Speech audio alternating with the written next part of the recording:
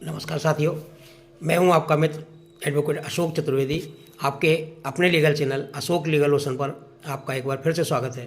साथियों, आज की विधिक जानकारी की श्रृंखला में हम आपके समक्ष एक घरेलू हिंसा अधिनियम के अंतर्गत एक पत्नी को यानी एक बहू को अपने सास ससुर के साथ साझा घर में रहने का कब अधिकार नहीं है, इस बारे में चर्चा करूंगा।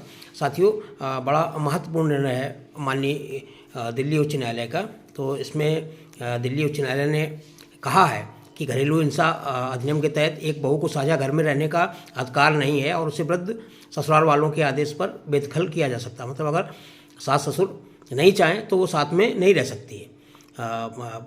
इसमें क्या है कि एक जो बहू थी, मतलब पत्नी थी, उसने निचली अदालत के खिलाफ माननीय उच्च न्यायालय में अपील की थी और उसी की सुनवाई की जा रही थी इसमें।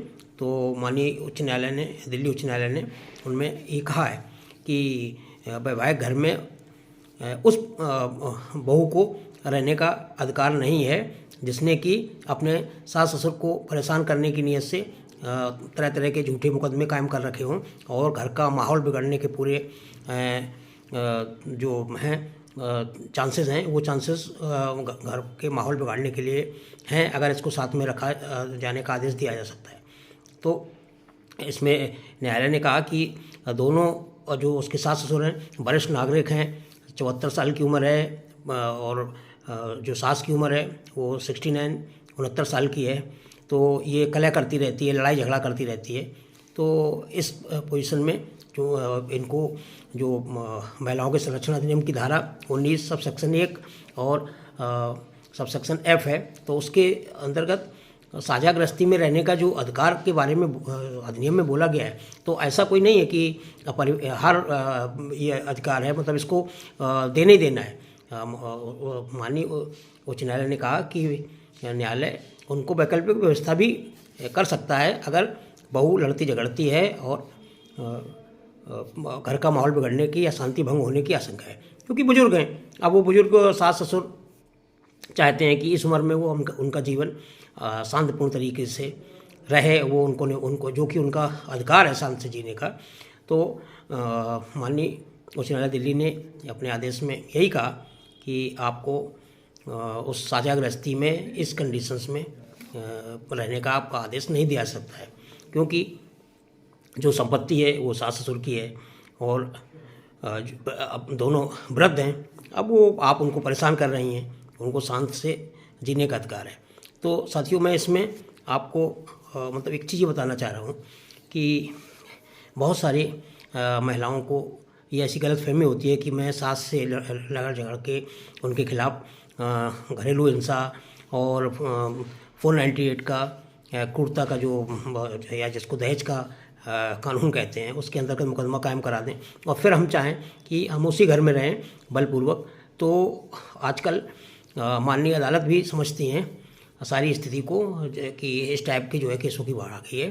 तो माननीय इस केस में जिसकी हम चर्चा कर रहे थे, तो माननीय उच्च न्यायालय ने बहुत बढ़िया निर्णय दिया कि जो निचली अदालत ने निर्णय दिया है कि अलग से रहने की वैकल्पिक व्यवस्था की जाए, इनको किराए का घर दिया जाए और आराम से अपना वो रहें, साथ में रहने का झंझट उनको नहीं।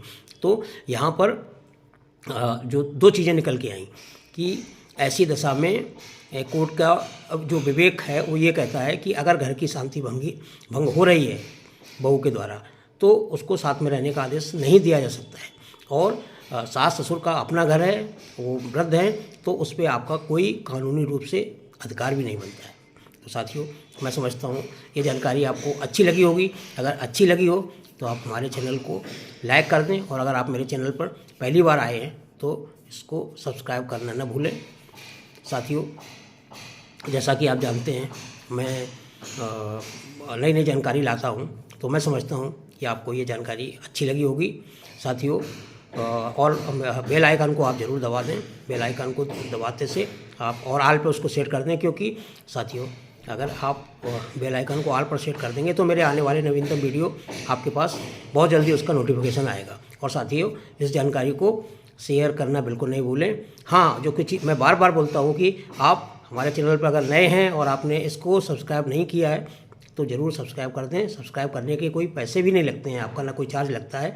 नतीजा ये होता है कि आपको जानकारी समय से मिलती रहती है। तो साथियों, आज के लिए बस इतना ही। अपना बहुत ख्याल रखें और फिर मैं एक नई जानकारी के साथ उपस्थित हूँगा। तब तक के लिए जय हिंद।